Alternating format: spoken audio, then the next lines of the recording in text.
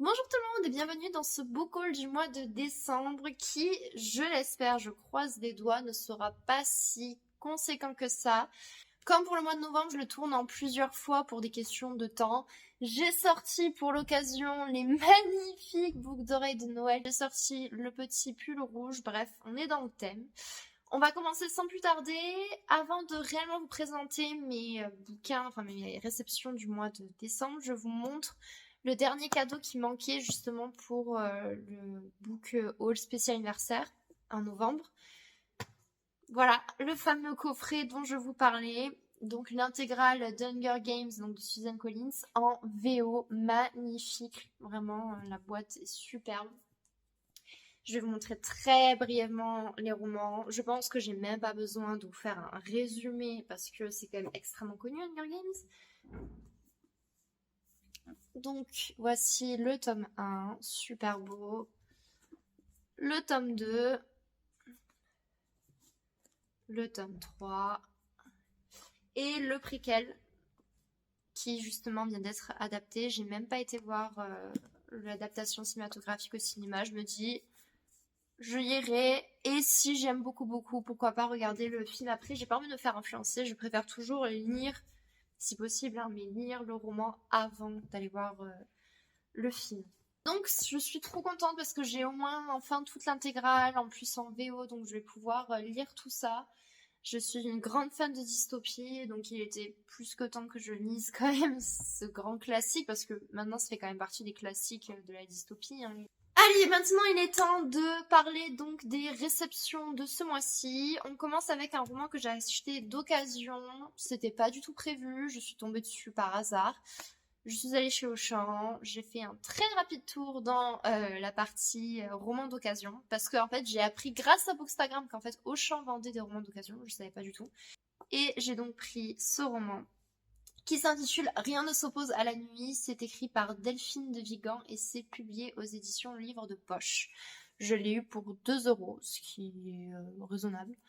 Il est un peu abîmé, il est un peu vécu, mais ça va, franchement, ça va. Ça me dérange pas. Pour l'histoire, je vous lis le résumé. Ma famille incarne ce que la joie de plus bruyant, de plus spectaculaire, l'écho inlassable des morts et le retentissement du désastre.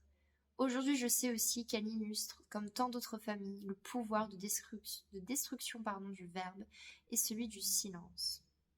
Si j'ai bien compris, ça parle de famille, mais je sais pas si c'est à caractère biographique ou non, ou est-ce que c'est complètement fictif. Bon, justement, on verra, grande découverte, mais Delphine de Vigan, c'est un nom qui est souvent revenu à mes oreilles, donc pourquoi pas justement un jour découvrir l'un de ses romans.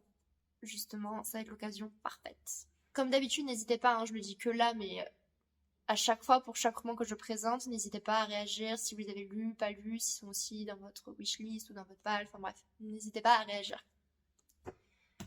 On continue, cette fois-ci on change complètement de sujet je pense, en tout cas de genre littéraire. C'est un gain de concours, j'ai remporté La Maison en Lumière de Donato Carisi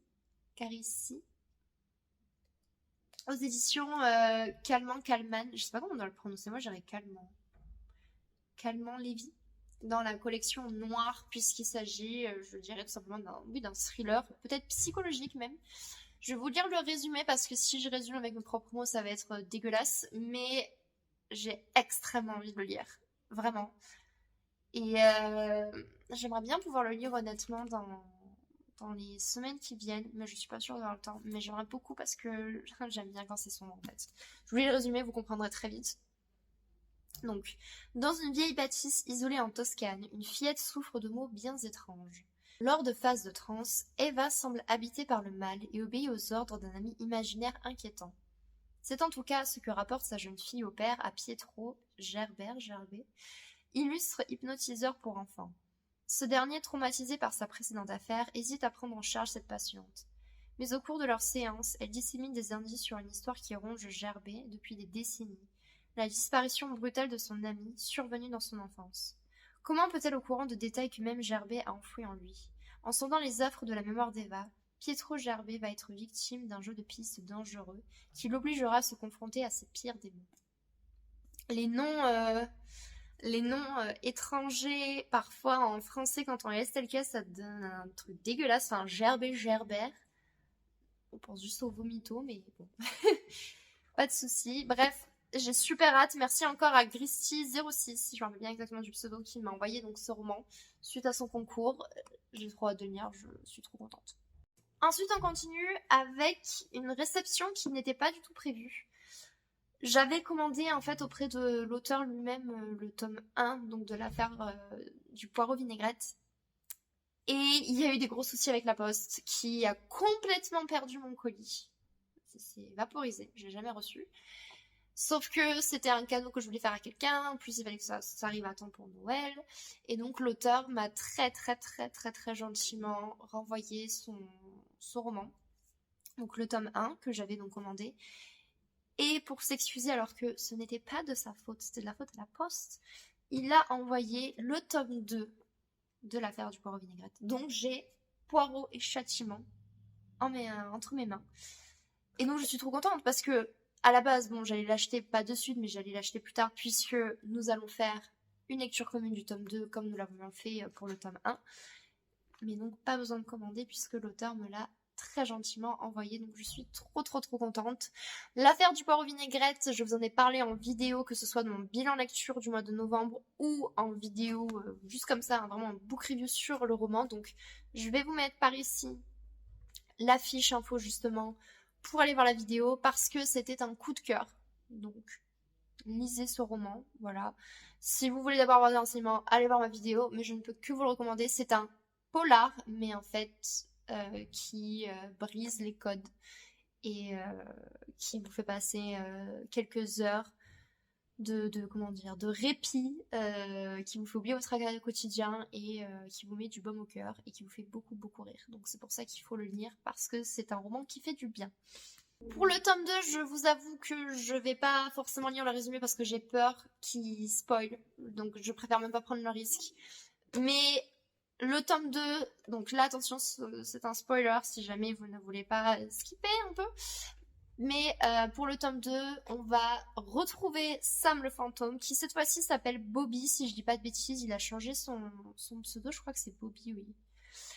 Et c'est pas tout, on va avoir le facteur, en fait le frère de Christophe, qui va débarquer parce qu'il veut faire la peau à Sam, parce qu'il a un peu compris ce qui s'est passé, il s'est dit, toi mon coco, tu vas prendre très cher, je vais te défoncer pour tout ce que tu as fait à mon frère, et puis surtout parce que t'as piqué mon argent, rends-moi mon fric. Et je pense que ça va donner des situations complètement rocambolesques et ça va être extrêmement drôle. Ensuite, je me suis acheté un roman neuf parce que ça faisait des années que je l'avais vu passer. Enfin, en réalité, il était, comment dire, les personnes notamment sur Booktube en avaient énormément parlé, mais à sa sortie, donc il y a quelques années en arrière. Sauf que il y a quelques temps, Tea Time Books en a parlé sur son compte, donc sur Booksta, et quand je l'ai revu, j'ai dit ah ouais, ce serait trop bien que je le lise un jour. Et donc j'ai cherché un moment s'il était disponible ou pas. Je me suis rendu compte qu'en français, il est quasiment introuvable parce qu'il est à première vue plus édité, et que va-t'en, mon dieu. Et que en anglais c'est pareil, ça a pas l'air d'être trop édité, ou en tout cas en France pour le trouver c'est assez compliqué. Et j'ai eu beaucoup de chance parce que à la fin, chez la Fnac, il restait un seul exemplaire de ce roman en anglais. Et en plus, il était à un prix vachement faible. Enfin, beaucoup plus faible que ce qu'il devrait réellement coûter. Donc, je l'ai pris. Il s'agit de Horror Store de Grady Hendrix. Et comme vous pouvez le voir, c'est un peu en mode Ikea. Peut-être que pour certains, ça va faire ah oui, dans votre tête, vous allez reconnaître, vous allez dire mais oui, bien sûr, je connais. Mais donc c'est un roman un peu particulier parce que déjà la mise en page est assez spéciale. Vous voyez, il y a des énormes marges. Et puis voilà, de temps en temps, on a comme des instructions de meubles à monter. Vraiment en mode Ikea. Et donc c'est une histoire, comme vous voyez au titre, qui se déroule dans un sorte d'Ikea. Sauf que ça se passe mal, Aurore, vous voyez là, un peu en mode zombie, monstre, voilà, vous avez compris de quoi ça va parler. J'en dis pas plus parce que moi-même je veux vraiment garder le mystère au maximum de ce qui va se passer dans ce roman. mais je pense que je vais beaucoup aimer. En tout cas, rien que le style, je trouve ça tellement atypique et tellement particulier que j'adore. Rien que le concept, j'achète. Ensuite, encore un achat, mais je vous dis, je vais respecter le quota. Là, on en est déjà à 3. Alors, celui que je vous présente, c'est le troisième roman que j'ai acheté. Il y en aura un quatrième après. Mais je vais pas... Normalement, je vais m'y tenir. On verra d'ici la fin de la vidéo, mais c'est 5 romans achetés maximum par mois. Voilà. Mais donc, le troisième roman que j'ai acheté, c'est de l'occasion. Même si on dirait pas trop vu comme ça, hein, il est franchement comme neuf le roman. C'est le tome 1 de Souveraine de Laura Sebastian aux éditions Casterman. Pourquoi ce roman? Parce que lors du book club organisé donc avec d'autres personnes sur Booksta, l'une d'entre elles a parlé de Souveraine, dont j'avais déjà entendu parler, qui déjà m'avait un peu titillé ma curiosité, on va dire, et bon, j'ai été définitivement convaincue pendant ce book club, quoi. On m'a dit que c'était en gros du fantastique fantasy avec donc des héroïnes et puis surtout avec un auteur, donc là plus particulièrement une auteure impitoyable qui n'hésite pas à martyriser, on va dire, ses personnages. J'ai dit oui, oui, oui, oui. Parce que je vous avoue que les histoires, c'est ce que ça m'a fait un peu avec la quête des Willan malheureusement, mais les histoires où voilà, il y a beaucoup d'aventures, il y a potentiellement des gens qui vont mourir, mais en fait personne ne meurt à chaque fois, les héros arrivent à s'en sortir, sont doigts de crever, mais en fait ça devient frustrant. J'aime bien aussi quand malheureusement c'est dramatique et quitte à ce que je déteste les choix de l'auteur, hein, que je suis en mode pourquoi t'as tué mon personnage préféré, mais c'est bien, c'est réaliste au final. On se dit oui, il y a des gens qui meurent, c'est la vie, hein, on tue les ennemis, pourquoi les héros aussi ne peuvent pas mourir, donc je dis oui. Je vais vous lire le résumé très rapidement. L'impératrice Margaro, presque Margot, donc j'apprécie, Margaro, façonne ses filles depuis leur naissance, éduquées dans l'art du mensonge, de la séduction et de la manipulation. Sophronia, Daphné et Béatrice n'ont qu'un objectif, épouser les héritiers des monarchies voisines et pousser les royaumes de Témarin, Frive et Célaria à la guerre afin que Margaro règne seule sur le continent. Les trois sœurs, envoyées en territoire hostile, cherchent à s'affranchir de l'emprise machiavélique de leur mère et à être souveraines de leur destin. Mais bousculer le plan de l'impératrice se révélera plus difficile qu'il n'y paraît. Entre intrigues sentimentales et trahison politique, la partie ne fait que commencer. C'est pas mal. Puis j'aime les résumés comme ça qui disent en gros on va dire l'intrigue principale, mais juste l'intrigue principale et qui ne spoilent pas plus. Ils disent juste donc voici les personnages, en gros les personnages les plus importants, leur lien, quel est le problème majeur, et voilà, le reste se découvre. C'est quand même une brique, hein, ça fait un peu plus de 600 pages, c'est costaud. Mais voilà, j'ai réussi à me le trouver pour 8€. Je l'ai eu à 8€, plus les frais de port, je crois que j'ai payé 11 ou 12€. Ce qui est vraiment pas cher parce que neuf, il coûte 20€. Donc bon, vu l'état, très bonne affaire. Je suis désolée pour la qualité de vidéo qui est beaucoup plus mauvaise parce que la luminosité est très faible.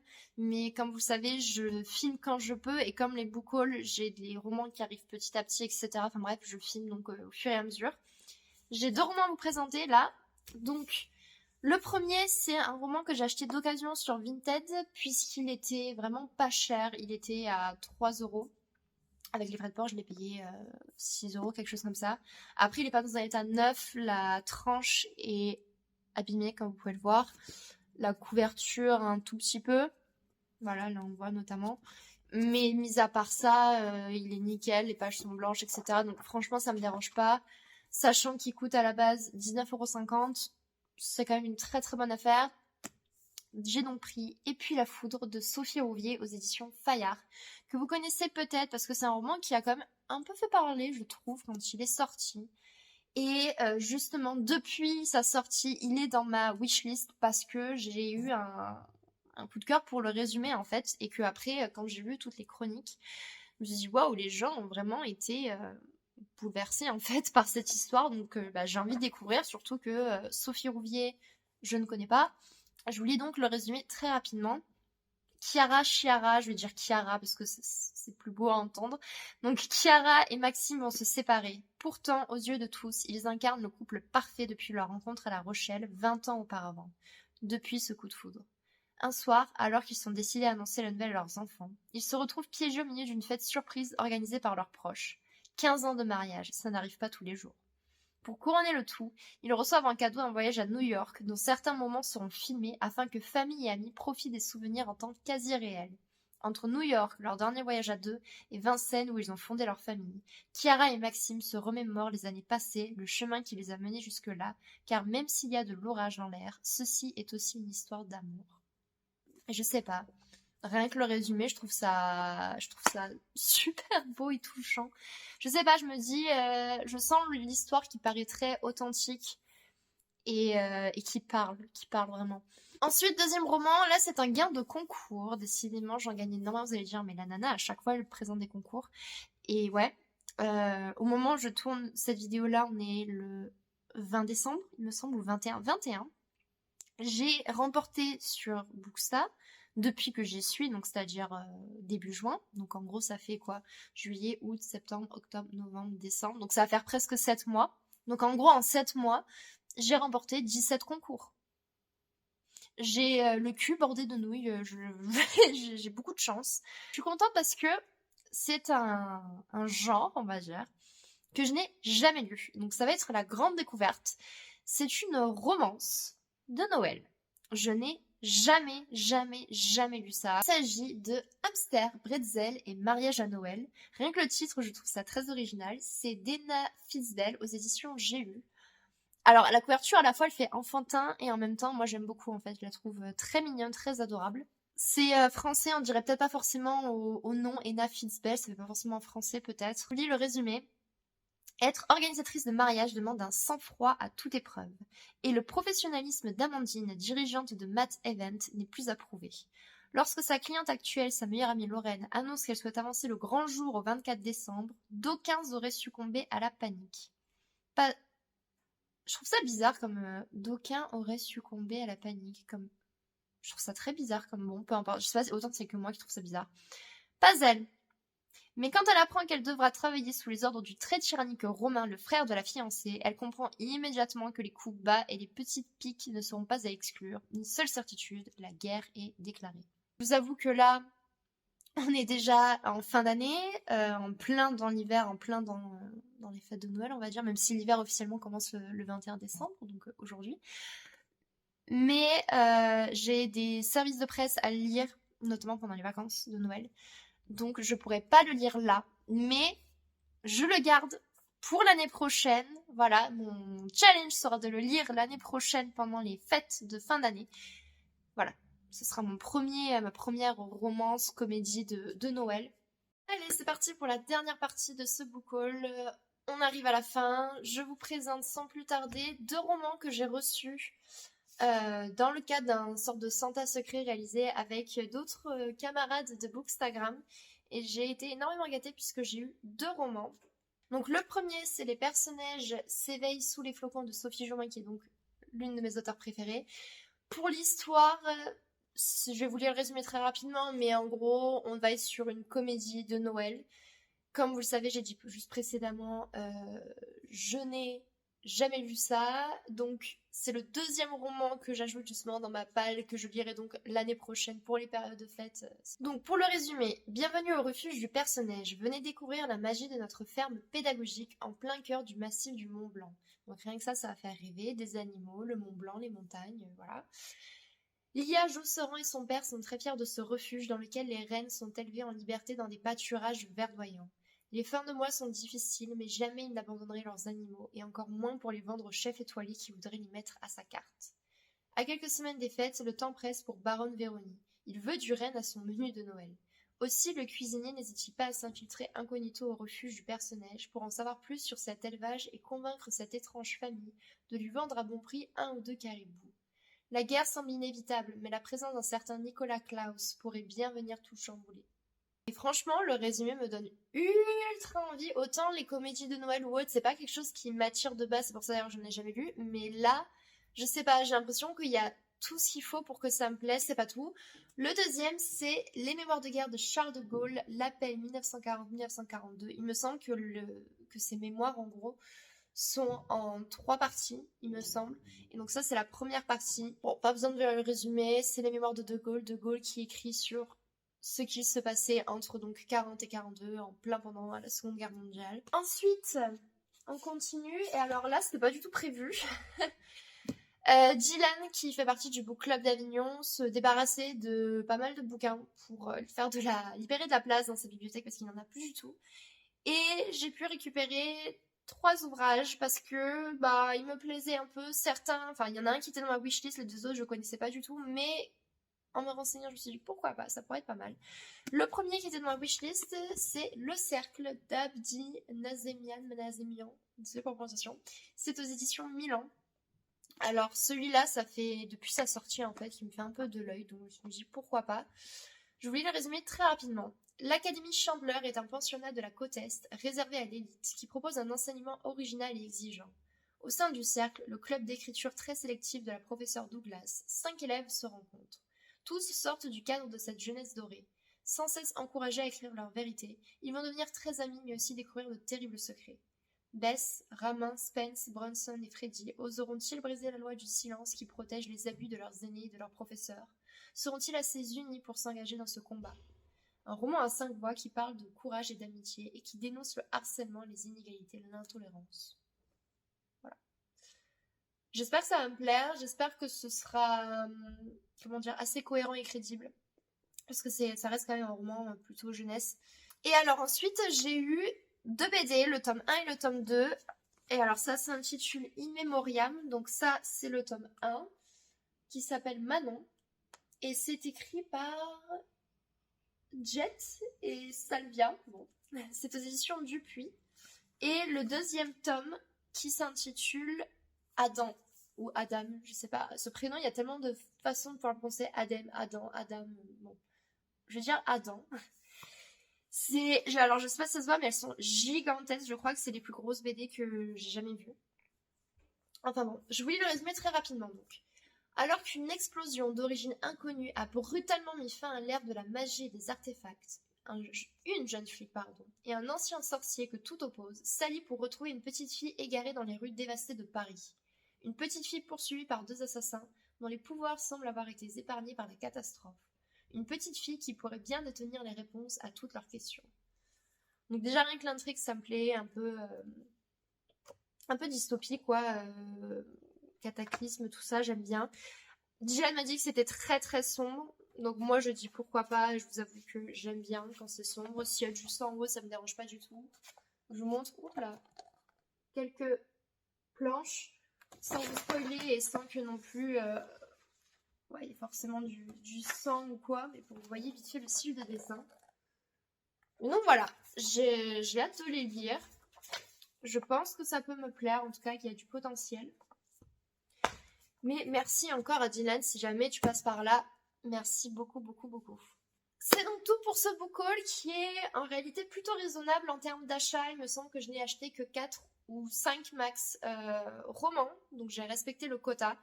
Bon, en réalité, oui et non, parce que, je vous explique très rapidement, mais vous savez, il y a eu Noël, parce que quand je tourne cette vidéo, donc Noël est déjà passé, et qui dit Noël, dit cadeau, dit revente de cadeaux. Et donc sur Vinted, il se passe un phénomène incroyable qui est que on retrouve plein de romans neufs revendus à moitié prix, ou presque. Et donc, je vous avoue que j'ai un peu craqué, parce que pour Noël, je n'ai eu aucun roman. Aucun. Après vous me direz pour mon anniversaire, vous avez vu, j'en ai eu, en comptant aussi ce que j'avais acheté, mais j'en ai eu 24, donc il n'y a même pas un mois, j'ai eu beaucoup trop de romans, et puis là, je crois qu'il y en a à peu près 10 pour le mois de décembre, entre les cadeaux, les services de presse, les concours et les achats.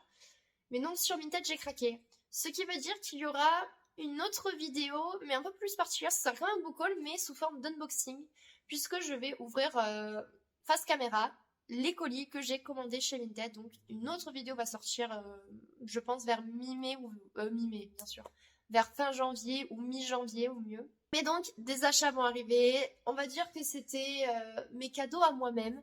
Puis vous verrez quand je vous dirai entre ce que j'ai payé et la valeur réelle de ce que j'ai acheté, donc tout l'argent que je n'ai pas dépensé, que j'ai économisé, ça valait le coup quand même. Enfin, c'est voilà, le gros craquage avant les grosses résolutions de 2024 dont je vous parlerai très prochainement. N'hésitez pas en tout cas à réagir dans les commentaires pour me dire si certains de ces romans ou ouvrages que je vous ai présentés sont également dans votre pile à lire ou si certains vous font envie ou que vous les avez déjà lus aussi tout simplement et si vous avez aimé ou non. On se retrouve la semaine prochaine pour une nouvelle vidéo. En attendant, donc portez-vous bien et à très bientôt.